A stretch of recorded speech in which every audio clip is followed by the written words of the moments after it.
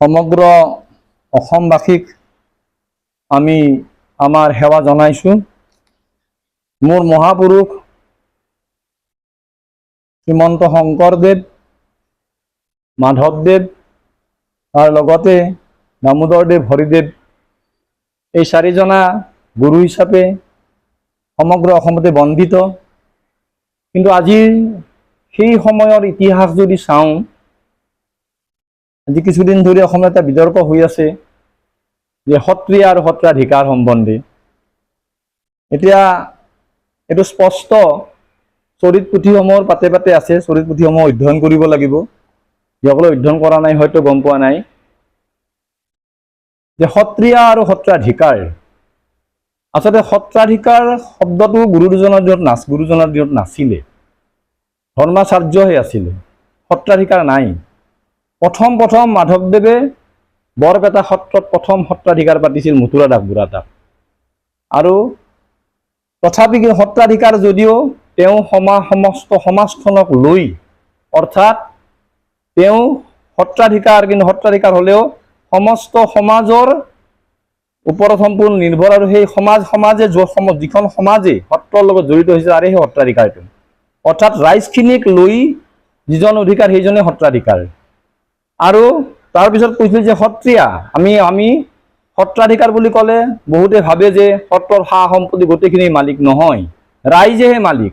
কাৰণ সত্ৰ, নামঘৰ, মহাপুৰুষ দুজনাই কাৰ কাৰণে স্থাপনা কৰিছিল? ব্যক্তিৰ কাৰণে নহয়, কোনো সত্ৰাধিকাৰৰ কাৰণে নহয়, সাধাৰণ মানুহৰ কাৰণে, য'ত সকলোৱে সমভাৱে বিভিন্ন জাত পাতৰ মানুহ একেলগে বহি নাম গাব পাৰিছিল। গতিকে ৰাইজৰ কাৰণে নামঘৰ সত্ৰ পাতিছিল। তাত সত্ৰাধিকাৰ হ'লেও সত্ৰাধিকাৰ কেৱল ধৰ্মগুৰু হিচাপে তেওঁ চলাই নি। আৰু শংকৰদেৱৰ যদি আদৰ্শ আছে, পাখণ্ড মৰ্দনৰ এটা কথা আছে যে তীৰ্থ বুলি কৰে জলতে শুদ্ধি, প্ৰতিমাত কৰে দেৱতা বুদ্ধি, কৃষ্ণ বতনাই ইহব মতি, গৰুত অধম কৃষ্ণ বদতি। অৰ্থাৎ গুৰুজনাৰ আদৰ্শত আছিল নিৰাকাৰ ব্ৰহ্ম। গতিকে তাত আকাৰ নাই, তাত বিগ্ৰহ নাই। আৰু এই কথাটো স্পষ্টভাৱে চাৰিটা শাৰীত এটা পদতে কৈছে। তেনেস্থলত গুৰুৰ আদৰ্শৰে যিসমূহ সত্ৰাধিকাৰ হৈছে বা সত্ৰাধিকাৰ হৈ আছে, আমাৰ ক'বলগীয়া নাই।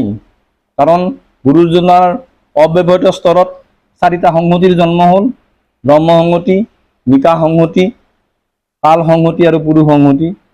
গতিকে প্ৰত্যেকটা সংহতিৰ ধাৰণাটো বেলেগ, কিন্তু আমাৰ মহাপুৰুষীয়া যিটো, অৰ্থাৎ শংকৰদেৱ মাধৱদেৱ প্ৰৱৰ্তিত যিটো, তাত এইখিনি কথা যে শংকৰদেৱৰ যিটো আদৰ্শ, সেই আদৰ্শ আজি বৰপেটা সত্ৰই পালন কৰি আছে। আমি বৰপেটা সত্ৰাধিকাৰ আমি গৌৰৱ কৰোঁ।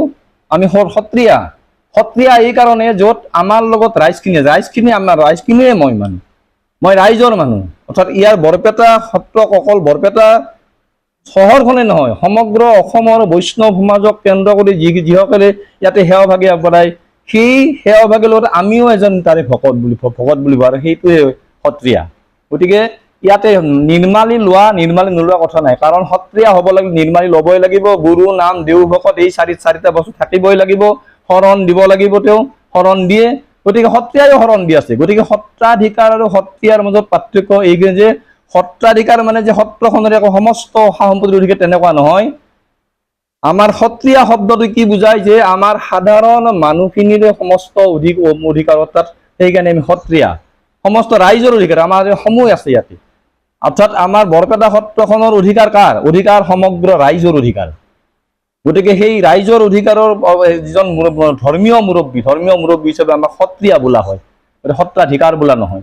কাৰণ এজনেই অধিকাৰ আছে, অৰ্থাৎ ঈশ্বৰেই একমাত্ৰ অধিকাৰী, সমস্ত বিশ্ব ব্ৰহ্মাণ্ডৰ অধিকাৰী। আমি আচলতে কোনো অধিকাৰ হ'ব নোৱাৰো, যদিও অধিকাৰ শব্দৰ ব্যৱহাৰ কৰা হৈছে। গতিকে আমি সেই আদৰ্শৰে, মথুৰা দাস বুঢ়াতাই 450 বছৰ আগতে যি আদৰ্শ দিছিল, সেই আদৰ্শৰে বৰপেটা সত্ৰ চলি আছে।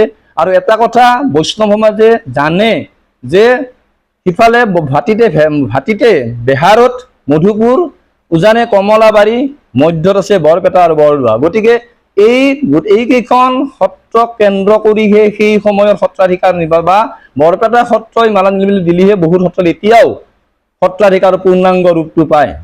গতিকে সত্ৰাধিকাৰ বা সত্ৰীয়া কোনো পদে নহ'ব নোৱাৰে।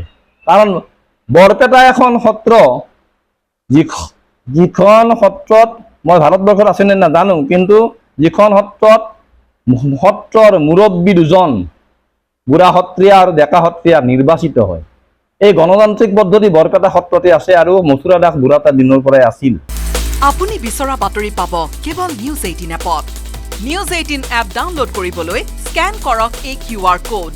গুগল প্লে ষ্টৰতো পাব এই নিউজ 18 এপ।